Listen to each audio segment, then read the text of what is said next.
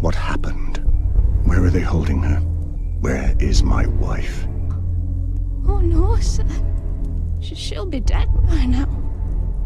The human race has betrayed me for one final time, and they must be punished. Humans think, and scheme, and betray. To understand why they all must die. For we are about the business of wiping humanity from the earth. We will scour them off the land.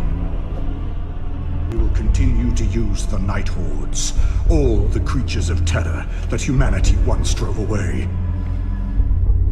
The way men do. That woman was the only reason on Earth for me to tolerate human life! There are no innocents! Not anymore! Any one of them could have stood up and said, no, we won't behave like animals anymore. I am Vlad Dracula Tepesh, and I have had enough!